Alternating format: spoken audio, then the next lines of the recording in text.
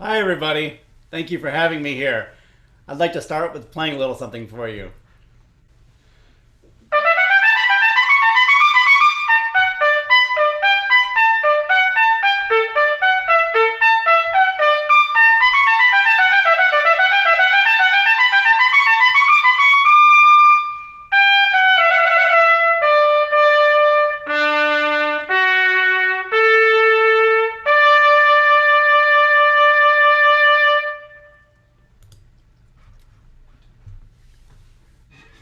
So that's welcome to my recital tonight. I wish I could see all of your lovely faces here, um, and play for you live. But from the comforts of my home, I decided to record the whole recital for you to ensure that the quality of the video is good. It is a pleasure to be here. It's a pleasure to play for you. I am looking forward to sharing my music with you, and during these times, it's been really rewarding to be able to be a part of this festival. So thank you, Sandy, for having me, and as always, and it's been really a great experience working with all the students of the festival, from the technology classes to the brass classes. Um, I'd like to tell you a little bit about what I just played, and if you recognize it, it's probably that you watch CBS Sunday Morning. But it's actually the Reicha fanfare called Ablassen, and Reicha was a Baroque era trumpet player that was actually Bach's Baroque trumpet player. He was Bach's guy, and a lot of those really difficult Bach trumpet parts were written for him. And this fanfare was actually lifted off of a painting by Hausmann in I think 1727, and it's not really certain whether or not Reicha wrote it or if Bach wrote it for Reicha. So anyway, I hope you enjoyed it. The next piece I'm going to play for you tonight is Honegger's Entrada. I figured I'd do another introduction piece for you. It's a very popular piece of music written in 1947. Honegger was a member of Les Six, like with Millot and with Poulenc. He was greatly influenced more by romanticism of Wagner and Strauss, other than the French composers like Poulenc and Millot. So it's interesting that it's a little bit meatier trumpet playing here, so than a lot of other French music. Although it does have the joy of French music, so you'll hear the different things here. Unfortunately, I didn't have a live pianist to play with, so I am using an online accompaniment, and it's a little bit more difficult to line up with the piano, but I hope you can forgive me for that. But this is one of my favorite pieces to play. It was on my audition for the Philadelphia Orchestra. It's one of the first pieces I played on one of my first recitals ever. So please enjoy Honegger's Entrada.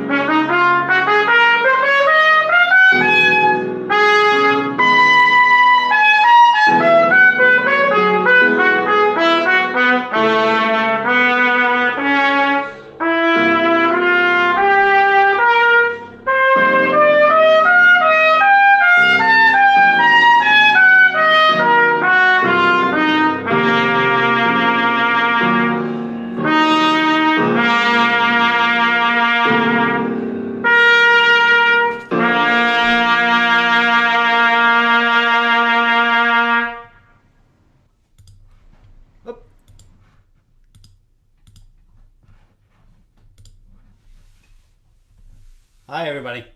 Thank you. I hope you enjoyed that. Um, I wish there was somebody else that was here that could make sure I can see that somebody can hear me. I want to make sure that everybody can hear me all right. Um, okay, so that was the Onagers and Trada. The next piece I'd like to play for you in the program, which I've recorded, is the suite by William Presser called "It's a Suite for Trumpet." It was written in or published in 1972. He's an American composer who was ironically a violinist, and he wrote a lot for woodwinds and brass. This is the first time I've ever played the piece. This is the first time I worked on it during this crisis. I've had a lot more time because I'm not playing concerts in Verizon Hall. So I'm lucky that I've been able to work on some new repertoire, and this is one of the new pieces. This is the first time I've ever performed it. And I want to share it with you. It's a 3-movement piece. It's around 8 minutes long, and it has a lot of different moods in it. I hope you enjoy it. It's a solo trumpet by it's a suite for solo trumpet by William Presser.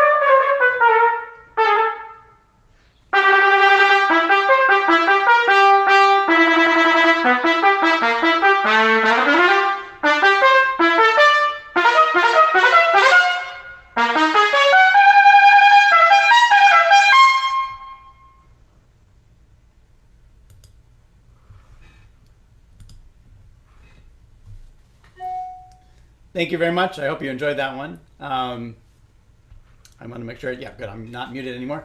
Great. I hope you enjoyed that. I enjoyed working on it. It was one of those pieces that I thought I could play it live, but in this room it'd be too small, and I wanted to make sure I was in a bigger space, and I didn't want to do it over Wi-Fi with too many unknowns. So anyway, I really enjoyed playing that for you. I hope you enjoyed it too. I'm sure I'll be playing that again in the future. So on to the next piece. And remember, if there's any questions that you might have for me, I'm happy to do a question and answer at the end and answer questions that you might have in the chat. So please feel free to let them fly. Okay, so next on the program for me is a new piece also. It's a piece I've been working on and off over the last year and just keep putting it in my repertoire because I heard my colleague Dave Bilger play it and I really enjoyed the piece. And so I wanted to work on it myself. He inspires me to practice, so whenever I hear him play, it's really great. Same thing with Jeffrey Kernall. Hopefully you're checking his stuff out online too. It's really great to play with these colleagues, which I miss very much. And hopefully we will be back soon on stage together. The next piece is by J.G. Pennikin. And like William Presser, Pennikin was a violinist and a composer, not a brass player.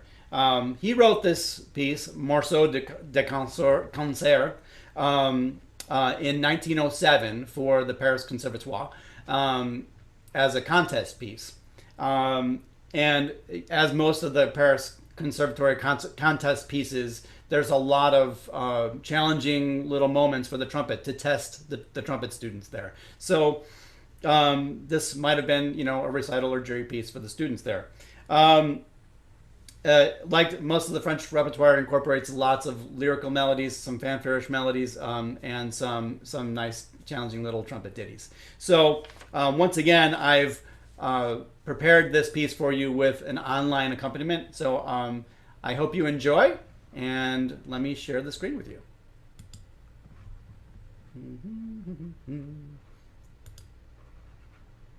Okay.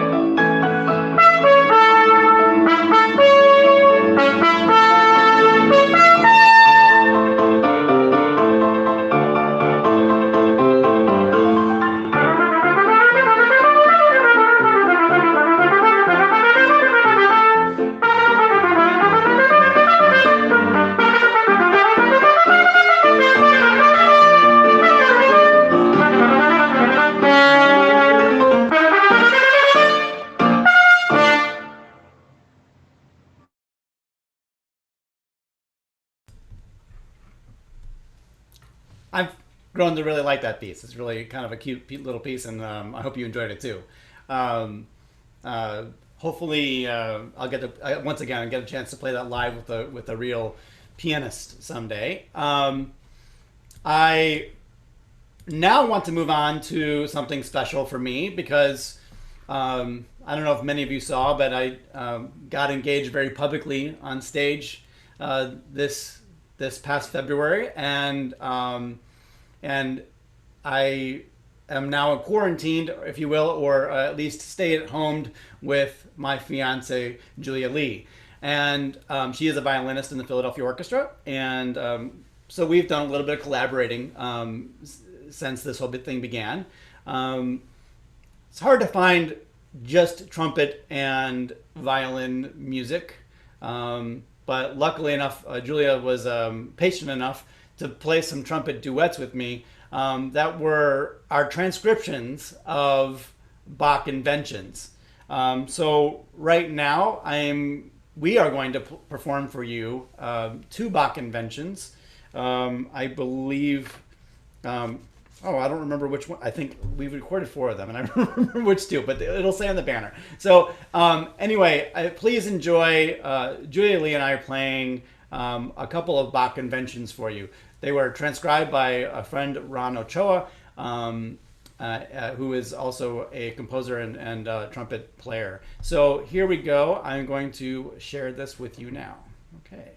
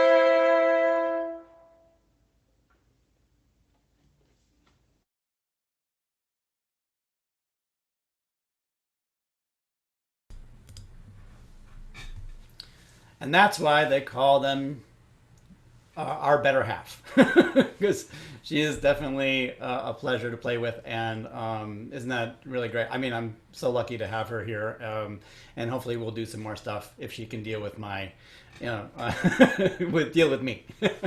Anyway, we had a great time performing those for you, and I hope you enjoyed them. Next on the program will be I'm completing the program with the Hummel Trumpet Concerto. I hope most of you may have heard this piece before. I'll give you a little background about the piece. It was written by Hummel in 1803 for Anton Weidinger, who created an instrument from a natural trumpet by and putting keys on it like a saxophone or like a clarinet or something. Like it had keys that that allowed attenuation of notes to make chromatic notes on the instrument. The Haydn trumpet concerto was also written for this man. And I think that when Hummel took over for Haydn and at the, I believe it was the Esterhazy estate, I'm sure that Weidinger was like, I got another sucker. I can get him to write me a concerto for this thing too. The instrument doesn't sound all that great, and not much other music was written for it, at least that I know of. So the music disappeared for a long time and was rediscovered kind of in the mid 20th century, one of those centuries. Anyway, so the piece itself, I believe, was one of my actually was probably the first concerto that I learned when I was in late high school. I used it for audition pieces as an audition piece for my undergrad. And have grown to love the piece over the years. I still love it. I think it's great. And I was able to dust it off in the last couple of weeks to prepare for this recital, and hopefully share it with you here as the last piece in the program. It is also with piano accompaniment, so please forgive me for that. But that's what I had to deal with. It's been a really great pleasure to play for you. And if you stick around till the end of the Hummel, there might be a little taste of something else afterwards. And we can do some Q&A. If anybody has any questions, I'd be happy to answer them, and we can talk, and we can and be like, phew. But this has been a really great pleasure to perform for you. So please enjoy the Hummel Trumpet Concerto.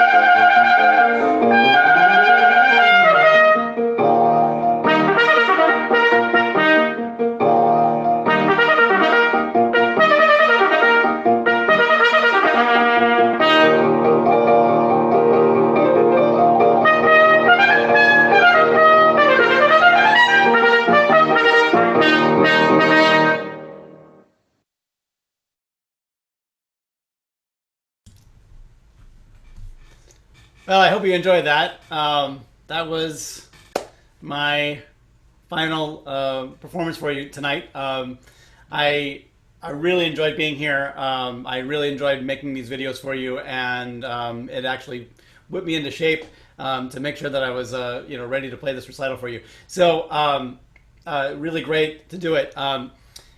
Would you like to hear one more? I don't know. There's nobody I can, I can see. But if anybody knows me, it's the holiday weekend, and I really wanted to make something special for this recital to end a little bit of a encore, if you will. If anybody knows me on Instagram or Facebook, on social media, I've been making orchestral section videos for the last month or so, and so it's become kind of my thing, and I've really been enjoying doing it. So I made a special one. It's not an orchestral excerpt video, but it's a video in that same vein. But it's for the holiday weekend, a little special thing. The same arranger of the Bach Inventions made this wonderful arrangement for me in a couple of days. And I just asked him if he could do it. And so here's my little gift to you for the holiday weekend.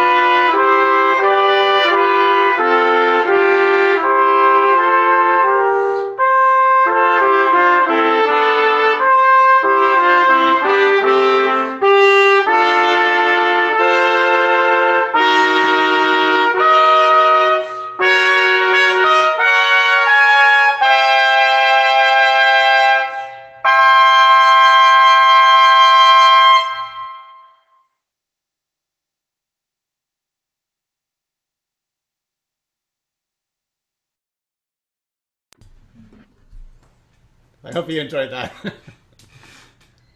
Bravo, Tony. Bravo. Very beautiful. That was a wonderful. Bravo, Tony. Bravo. That was such a wonderful recital. Thank you so much for presenting it for us. That was my pleasure. Tony, that was amazing. That was spectacular. Absolutely spectacular. And what a wonderful encore performance at the end. What a surprise. And thank you so much. The whole thing was brilliant. Thank you very much. It was really a pleasure. It was a pleasure to play for everybody. And I'm happy to indulge anybody in any question or response. Of course, Tony, I'm more than happy to practice, but do we need to invite someone else into the room? I guess I don't think she's prepared to come into the room, but okay. But you can give her clap for Julia. You guys did a beautiful performance this evening. Bravo, Julia. That was amazing. Thanks. It's definitely great having her here. So, well, it was really a pleasure to do this for you guys. So, and I'm always really happy to be a part of the festival. So, I'm glad it was successful under the circumstances, and I know that the students, my interaction with the students was great. Different than being in person, but great nonetheless. So Next best thing. That's wonderful. For those of you who don't know me here in this evening, my name is Sal. I am the Director of Private Lessons and Faculty Coordinator here at the festival. It is my pleasure every year to work with the individuals of the Philadelphia Orchestra, such as Tony, Kim Fisher, our Artistic Director, and logistically coordinating all these. So thank you, Tony, again, for a wonderful recital. We got some really great questions if you have a few minutes of time to stick around and answer them. Sure. One of the first ones off the bat, do you have any books for aspiring musicians who want to go into the professional realm? Books. I guess be more specific. Do you I mean think like, maybe more along the pedagogical term, what they can use to further their studies to get them to that next step, maybe going into a like a music school or a music conservatory? you mean trumpet related or yeah, I I don't, think we can go either way. um, I don't know. It's probably more about maybe recordings and listening to music and being immersed in the music. I I'm not much. I read. Don't get me wrong, but I don't know if I can name a single book that would be along those lines. Other than if you're a trumpet player, then the only two books you really need, in my opinion, in the beginning of your trumpet career is the Arvin book and the Clark studies.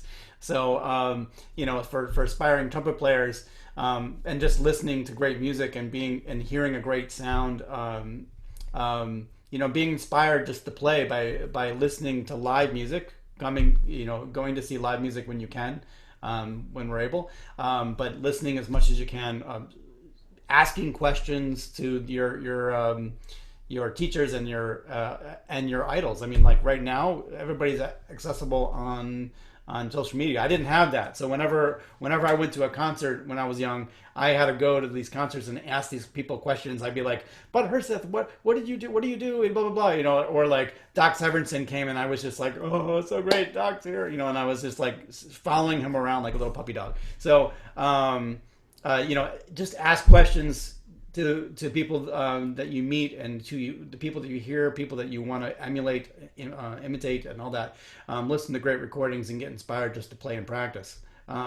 Other than that, I'm not really that. I mean, I don't have a wide literature selection for you to. Yeah, I think it was definitely more towards on the trumpet realm.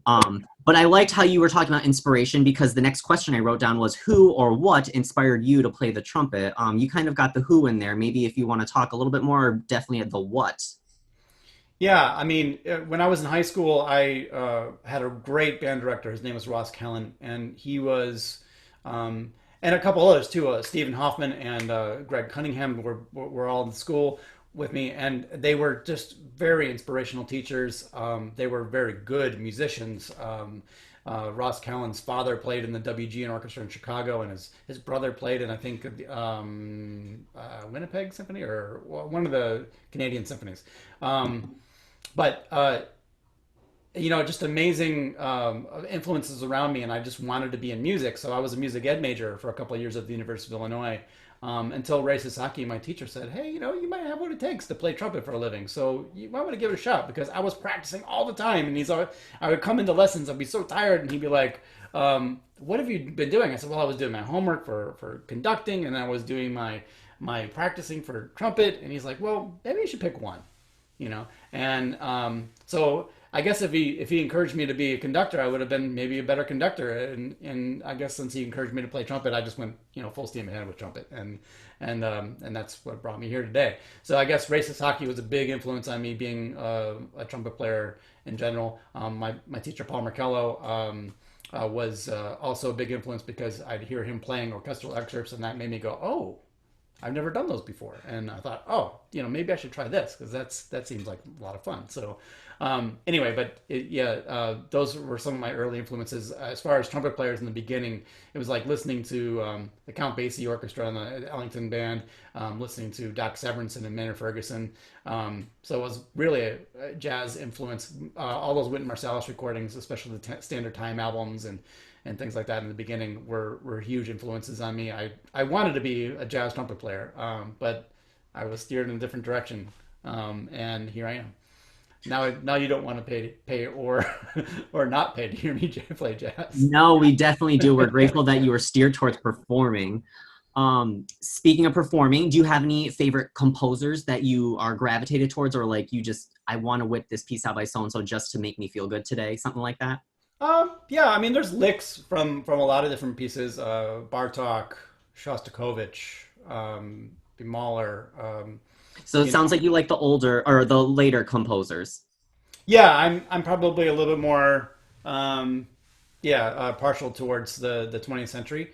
Although I do like, I mean, Richard Strauss, went into Mm, the 20th century also. So, like Mahler also, the turn of century composers. I like they're all listening. great. I like listening to Schoenberg. I like all that stuff too. Um, yeah, I would probably lean towards that a little bit more. Yeah, that's excellent. I love these questions because they flow right into each other. So, like, do you have a favorite 20th or 21st century piece for trumpet that you like performing a lot? Maybe you heard Oh, it.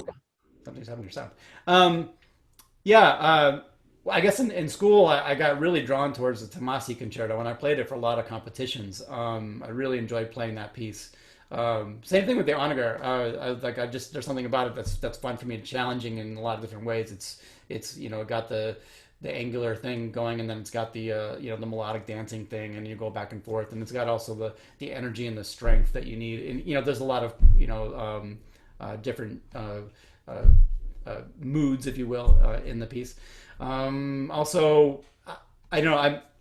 I do like I love listening to old time like Rafael Mendez and Dakshitzer and some of these older trumpet players play some of those showpieces that were kind of like violin showpieces, but were played for that played on trumpet. And someday I'll learn how to play those. And maybe this is a better time than any. So after doing this recital, I was thinking, oh, maybe I should have like worked up some Rafael Mendez or some cornet solo. So I think I'm going to revisit a little bit of that coming up. Wonderful. That's awesome. Do you are you a musician who likes to listen to stuff outside of classical and trumpet literature? And do you like any specific genres? Oh yeah, I really enjoy 80s hairband music. Who doesn't? Who doesn't like a little Motley Crue every once in a while? I don't know. Right? Poison. Every rose has Classics, a every good one. rose has its thorn.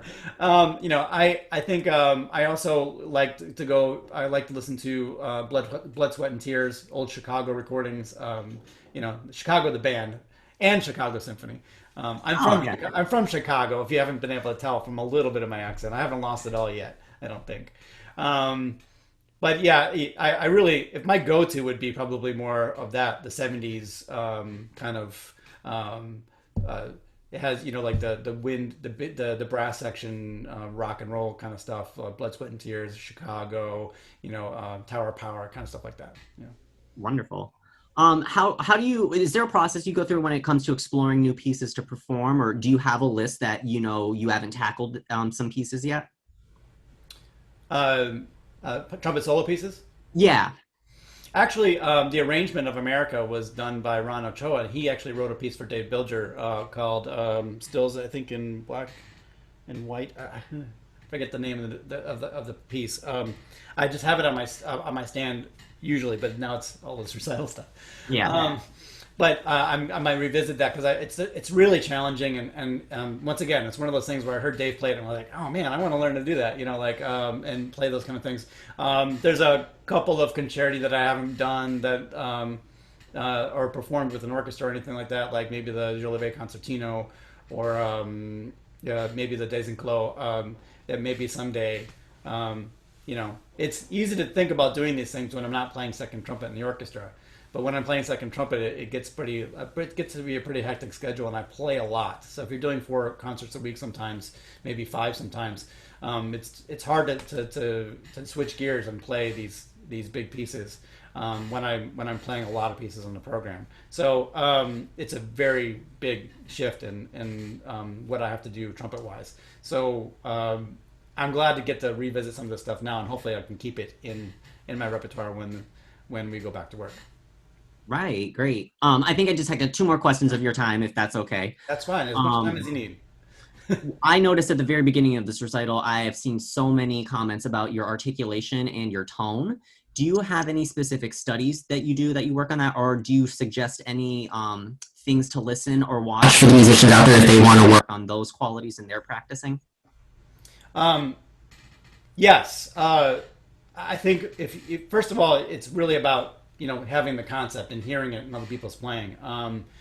Just to know what you're looking for sound wise. I think a lot of people talk about articulation as being a tongue thing, and a lot of the problems that I hear a lot of people having, that's not so much of a tongue thing, it's more of an air thing, and the immediacy of the air and response. A lot of people expect the notes to start with the tongue, but actually it's the air that starts the notes. It's just the tongue that's going to articulate that airstream. It's like the bow on the string. If the bow isn't moving, there's no sound. Once that bow starts to move, well, then, sound starts. But if the bow is just sitting on the string when that happens, we get a little bit of a crunch before it. It's the same thing kind of on the trumpet. If the air's not moving before the tongue hits, if the air's not, and the tongue's not together, it creates kind of an unwanted articulation, if you will. So same thing on the violin. If you don't get that that stroke right, it's like, you hit the string at the wrong time, or it bounces on the string or whatever. You get those unwanted articulations. It's the same thing with our lip. If our lip is the string and our air is our bow, we just need to make sure that those things are immediate. You can think about a lot of things articulation-wise without playing the trumpet. I articulate very similarly to the way I speak. So if I say ta ta ta ta ta ta ta ta ta or t t t t t t t t t, that's the way I'm going for. That's what I'm going to go for on the trumpet to get that same kind of sound. So it's a good check for you if you can articulate with your voice or with words.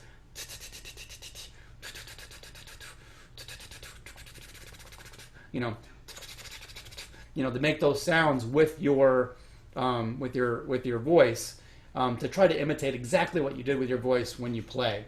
And if you can't do that, maybe you explore a different tongue position. As far as exercise is concerned, I really like to use the Gecker book and the Goldman studies, and I like to play them slurred and then tongued, and also go the opposite direction, work just from getting the tip of the tongue, just to play some really short articulations, like.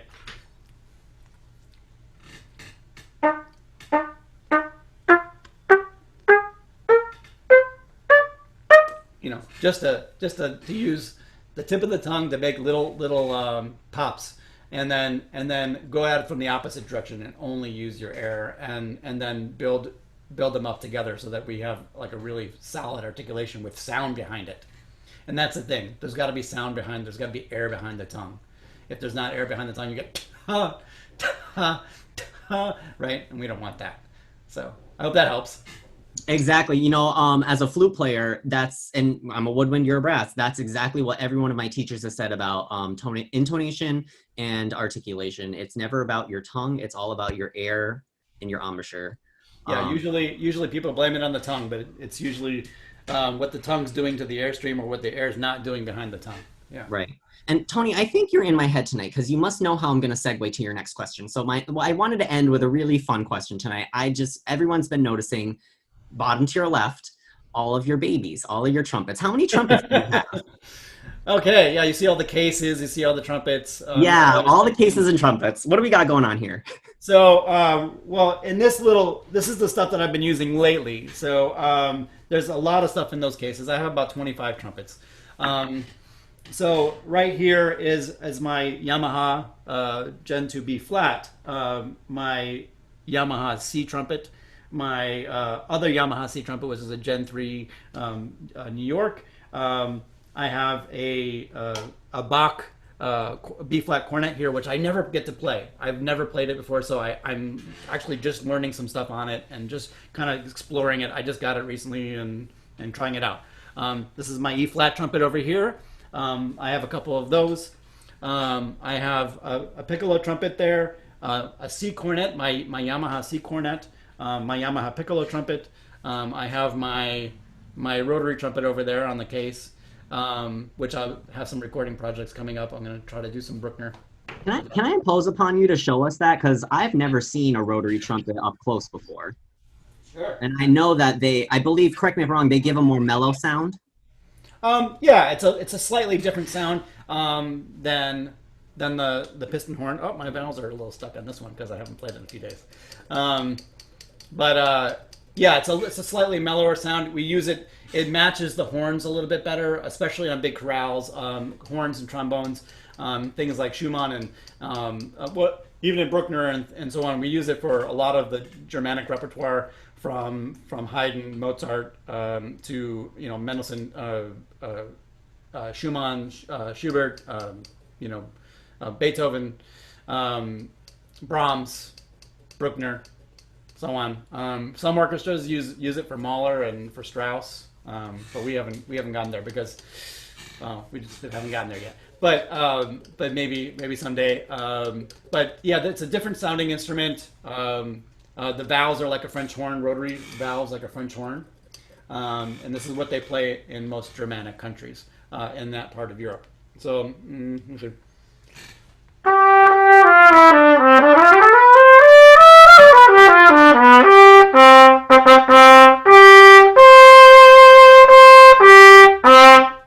So it has a little bit different response and stuff when you compare it to.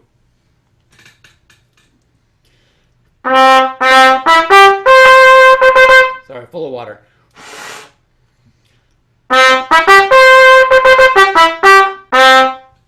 Definitely. So you can tell the difference is a. I don't know if you can hear it on Zoom, but I can hear it on my end, definitely. Slightly mellower sound. Yeah. Well, Tony, thank you so much for this recital this evening. It was a beautiful performance. I'm very glad I also got to see Julia during it. It's so warming when I get to see my friends from the Philadelphia Orchestra play. Thank you very much, everybody.